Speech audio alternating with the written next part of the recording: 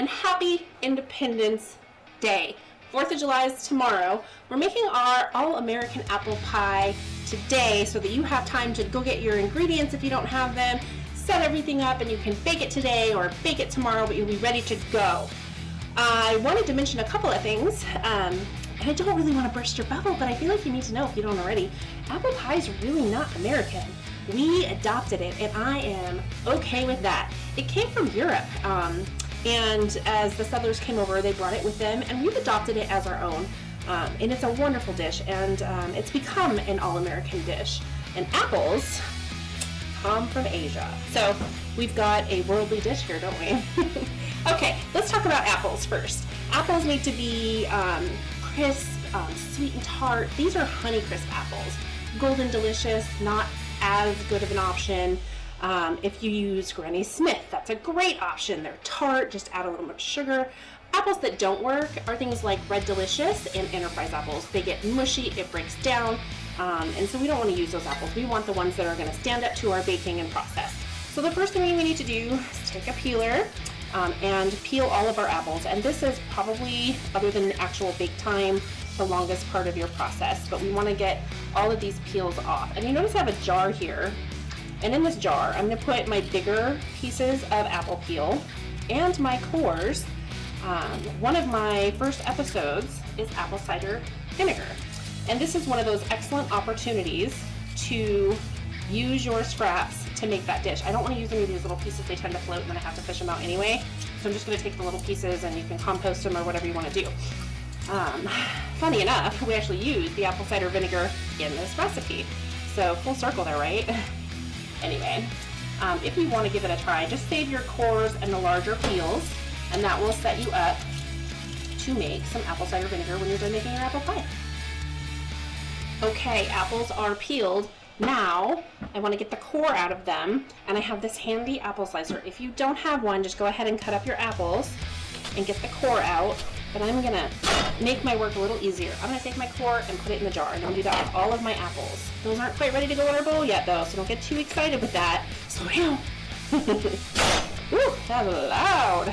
Okay, this makes quick work of our apple slicing, even though we'll have to slice them down a little bit more. This just really helps with quite a bit of it. And it takes that core out really nicely. See, it's our core. And those cores are really useful for our apple cider vinegar. Here we go. Ooh, okay. And of course, I think I already said it. Did I already say that I'm going to put the link to the apple cider vinegar and to the vanilla extract that I'm using down in the description? Is there something you'd like to see me make? Why don't you tell me what it is down below in the comments? I'm just going to take my knife and take each chunk and slice it 2 more times, and that should be thin enough. So this is going to take a minute or 2 to get done. We want to try and get it done relatively quickly though, because our apples are going to start to turn brown, which we have our apple cider vinegar to throw on them as soon as we're done slicing them, and that'll stop that from happening. It's the oxygen that makes your apples turn brown. So you can also use lemon juice if you don't have apple cider vinegar. It'll do the same thing. Just keep on going until you're done. I used, out of the Honeycrisp, there were 9 apples, but they were relatively small. If you're using the large Honeycrisp, I'm sure you could get away with 6 of them if they're the really big ones. Plus, then it takes you less time to peel them and stuff. But this is what the store had. This is what was available when I went. Of course, I went back the next day and they had a bunch of the big ones. I was like, oh, thanks. Now, if you're slicing up and you're not sure about the quantity that you have, if you think you might have too much, what you can do is take your pie tin or your pie dish and toss in there what you've got sliced, and you could fill it up that way. And just ensure that you have enough, but not too much. And look like snap. Oh my god, that's really sweet. So, what I mean by that is, here is my pie dish. I can just take my apples and see, so you can see, that's only about half of what I need. You can make apple pie filling and can it ahead of time, so that during the winter months when your apples are less available, you've still got your delicious pie filling from fresh, delicious apples. And you've made it yourself, you know what's in it. Maybe we'll do that. I think that'd be a good episode. Okay, I'm pushing those down because I want to know how much shrinkage I'm going to get as the pie bakes and settles. The apple slices will get softer. So I just want to make sure that once I put the top on it, that the apples don't start to sink down and then the pie crust kind of concaves. No, we don't want that. I'd rather have a little of this. All right, I'm going to go ahead and toss these back into my bowl to mix with everything. I'll dry that with a paper towel before we get our pie crust going in there. All right, so the next thing we want to do with our apples is take 1 tablespoon of our apple cider vinegar, and we're just going to drizzle it on there. And then we're going to just take our spatula, and we want to coat them as well as we can. So a lot of it, you're just going to have to lift them off the bottom and let others fall down to the bottom where that liquid is going to naturally go. And this is, again, what's going to help prevent your apples from browning. Which, you see that? That one tried to jump ship. When we add our brown sugar and our cane sugar, it'll brown some anyway with cinnamon and the nutmeg, but we want it to be from that. Okay, happy with that. So now I'm just going to add the rest of my ingredients. This is 2 tablespoons, and I know it sounds like a lot, but it's so good, you guys, of our house-made rum vanilla extract. That recipe link will be down below. Okay, and then I'm going to toss in my flour. And you can really just add everything now, basically. This is cinnamon. I'm going to stick into the bottom of my little, actually we want it all in the bowl. Okay, that one. And a little bit of nutmeg. Okay, then I split my sugar. I know a lot of people just use one type of sugar. The brown sugar really does a nice caramelization.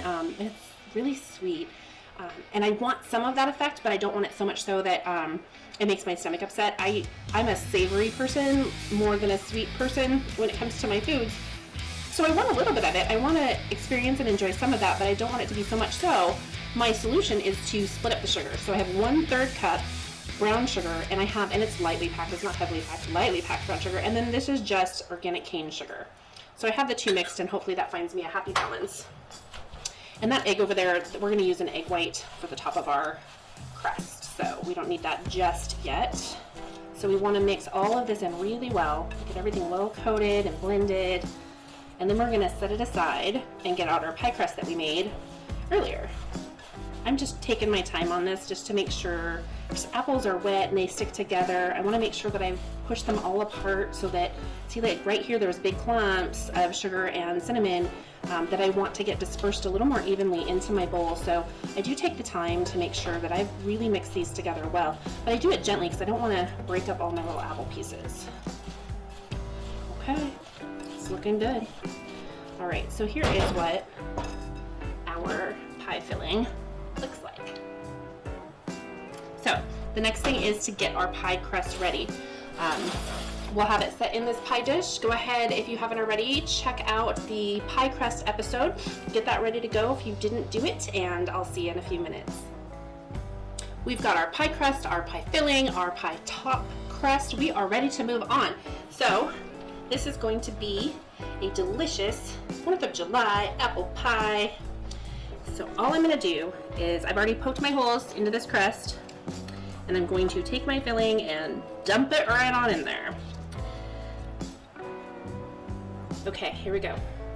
That part's done. Next, move your filled pie aside. We need to shape the top. So just like we did when we made our bottom pie crust, we need to dust it. I just pulled this out of the fridge. It needs to stay cold, just like the lower half of our pie crust. So flour it well so it doesn't stick. We are going to shape our dough. And we want to get that same size going again. I'm going to set that aside. I'm going to flour the top of it so it doesn't stick so much to my, ooh, that was a lot of flour. Guess I don't need to dust my rolling pin right off. I am going to attempt to show you how to make the lattice work.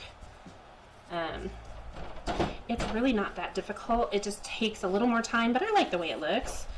And it lets some of that good, juicy, bubbly, sugary pie filling come out a little bit too. I got this little spot right here that I want to fix. So fold it over, roll it away from you in this case to get it back in there, and then you can start rolling it back towards yourself. So just like the bottom pie crust, you don't have to worry too much about the ends because you're going to probably trim them off anyway. So here's what I want to do. I want to make sure that these are long enough. So I'm going to take my roller and just kind of make sure I need to go a little longer. The oven is now preheated, if I didn't already mention it, to 375 degrees is where you need to be. Okay. So, now, I'm going to do that same process where I rolled it up, like when I made the pie crust for the bottom, because I want to make sure that there's enough flour to lift up the slices that I'm going to make, but I'm not taking it totally up. I'm just rolling it up enough to get some flour underneath it. There we go. All right. Now, this next step, you can do it with a knife. You can do it with a pizza roller. Pizza rollers work pretty well. This other little nifty tool that I have is a pastry wheel, and it's got the little scalloped edges, which is going to make it nice and pretty. So I'm just going to go as evenly as I can and make, ooh, it rolled up on itself. I'm going to make strips like so. I'm going to pull that little piece off, and I'm going to start laying it across my pie. And don't worry about the edges that hang over, it's totally fine. And because of the nature of this roller, it's not going to be perfectly even strips unless you're willing to waste a whole bunch of your dough. So you're going to start spacing them out apart like that, let them hang over the edge. See, that one's a little bit thicker, and that's okay. It's totally fine if it's a little bigger. I'm trying to catch this little part before it wraps up too much. There we go. I don't want it to continue that behavior. There we go. And so we're just going to keep lifting up our pieces. And then once we've got enough going this way, then we will start the other way, and you have to start working them in. There we go, pie crust strip. There we go. Ooh, yep, stay. This is why flouring the bottom becomes important. All right, so now we need some to go the other way. 1, 2, 3, 4, 5, 6. So at least 6. Okay. Just for demonstration purposes, if you don't have one of those, just take your pie dough and just gently, try not to go back and forth sawing. You just want a solid, swift motion like so. If you start to saw it back and forth, then it's going to start crinkling up your dough and maybe rip it. Okay.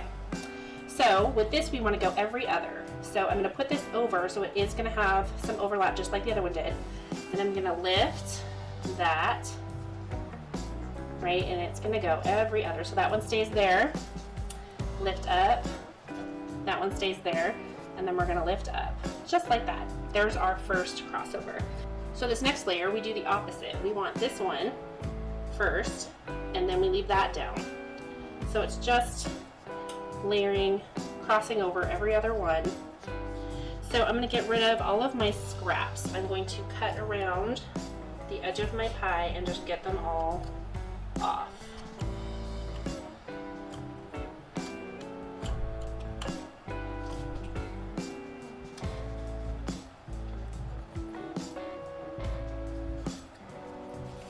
Next, I'm going to roll up my edge here. Okay, so that part is done. That's what it should look like at this point. Next, we need to separate our egg, the yolk from the white, and I'm going to grab a paper towel real quick, and a fork. All right, we want to separate our egg white from our yolk, and we are going to use, stick that in there, the egg white to brush the top of our pie crust, and that'll give it that nice shiny look that you get. Okay, so I'm just going to take the egg yolk, and you can use that egg yolk later. All right, just take your fork and you want to whisk this up.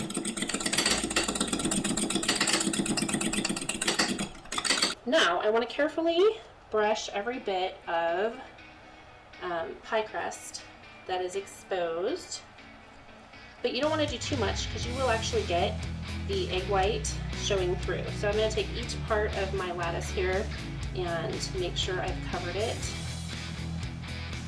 in the egg wash. Okay, I think I'm done. And so what I want to do is just kind of turn the pie in the light and just check and make sure that I've covered all of the little pieces, because sometimes if you look at it from a different angle, you can see that you might have missed a little spot here and there, which I did, and that's okay, there's one. And it's easy to tell because it won't be shiny. Last but not least, we need some little chips of foil, and we're going to put it around the edge of our pie. I want to be careful not to push it down into the pie, but this is going to help prevent the crust on the edge from burning, because it's just got this thin little bit up here with nothing beneath it. So I'm going to protect it with foil, just like so. So we're going to bake it at 375 degrees for 25 minutes. We're going to open it up, we're going to take off the foil and bake it for another 20 to 25 minutes, and that'll get the edges golden brown without overcooking them.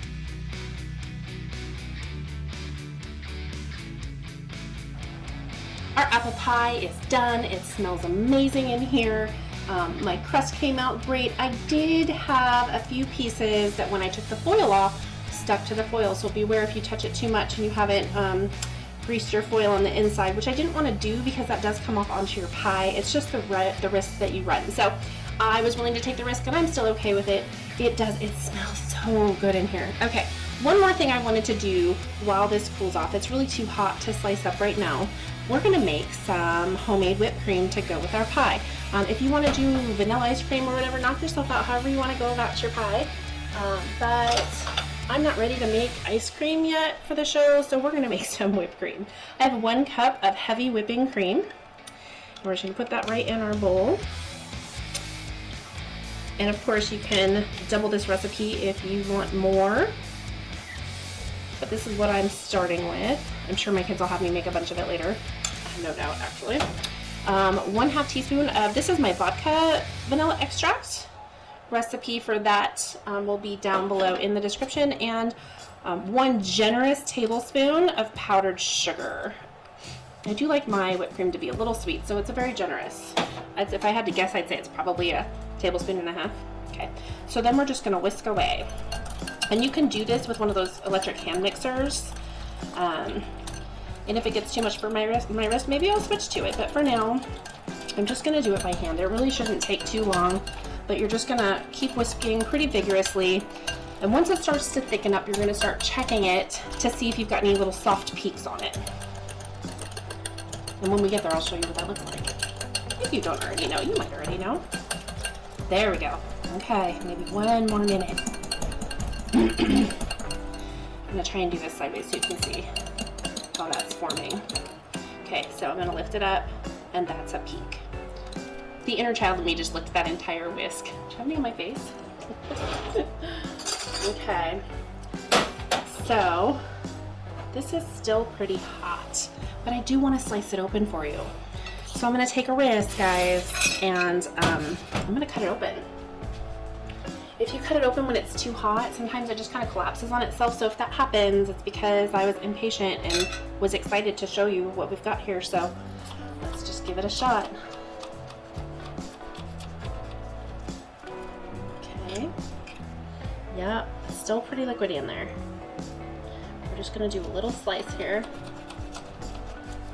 Okay, maybe a medium slice. I think it's gonna be still too liquidy, but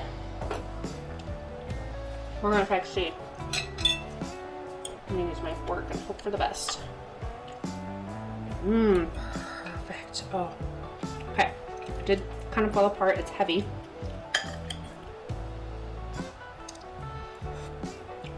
Oh my gosh. This will be the hit of your 4th of July celebration, your happiness of your independence, the celebration of this country. Now, this makes it perfect, and I like a lot, so that's what I'm gonna put on mine.